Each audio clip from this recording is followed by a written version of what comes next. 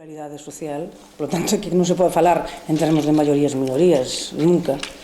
Pero quería facer unha puntualización como docente a nivel universitario, porque a medio plazo vai significar unha volta atrás, pero de décadas.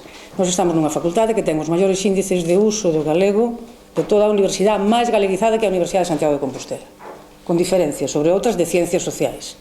E, por suposto, hai facultades, os chamados ciencias duras, que non usan o galego. Por lo tanto, fixadevos ben, cando se está aplicando a filosofía da diglosia, tamén pas contidos de categoría de prestixio, que se lles quere prestixiar por razóns chamadas de competitividade, comercial exclusivamente, obviamente, de mercado, e as materias de sociais ou de humanidades. Ben, se nós, até o de agora, e como sabedes, con notas de corte moi alta, e, por tanto, entraban alumnos e alumnas, estudantes que viñan ben formados e que escollían unha formación que ten unha componente tecnolóxica moi forte, como son as ciencias da comunicación neste momento. Que vai pasar dentro de uns anos?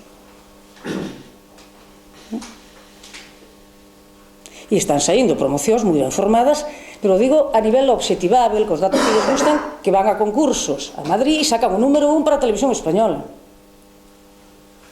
ou para a Radio Nacional de España. Por lo tanto, non se merma a competencia en calquera outra lingua. Temos, por exemplo, moitos intercambios Erasmus e chegamos a facer programas europeos en que instrumentalmente se utiliza, por exemplo, o inglés.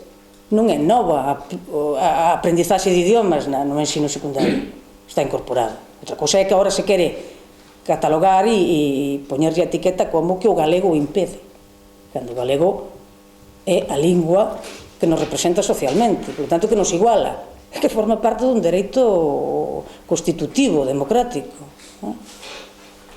Porque se vamos a nivel de campos de análise, no caso das ciencias da comunicación vai ter unha incidencia a nivel xa de formación universitaria, que nunca se fala deso, gravísima a política que se está aplicando e que, por lo tanto, se agora estamos asistindo ás primeiras generacións xa formadas e que teñen competencia reglada en lingua galega, cousa que, por exemplo, a miña non a ten, é unha escolla completamente persoal, non tiñamos acceso de ninguna clase, e a aprendizaxe era oral ou a través da literatura, por exemplo, que era o que circulaba, a veces literatura obviamente editada en territorios de diáspora. Neste momento que se albiscaba unha certa normalidade na posibilidade, efectivamente, de ter unha formación estándar en lingua galega, se pode dar o contrario, pero nunha xeneración. E que, por tanto, obviamente, hai toda unha serie de conflitos larvados que o que buscan, porque está moi pensado, é a desaparición. Pero a desaparición dunha sociedade, porque isto vai unido a outras desaparicións. Bueno, hai tamén que ser conscientes de que neste momento a práctica e a responsabilidade personal tamén é interesante mantela, non? E sobre todo cando hai institucións tamén de rango superior como institucións jurídicas, o caso do Tribunal Superior de Justicia de Galicia, que xa están avalando esta práctica a nivel persoal. Tu tens dereito a dar matemáticas en galego, pero hai que sabelo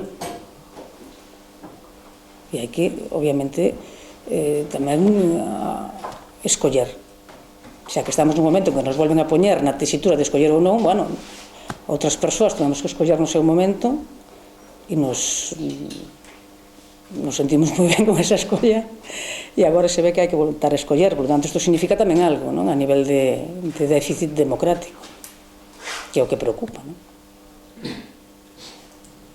Non sei se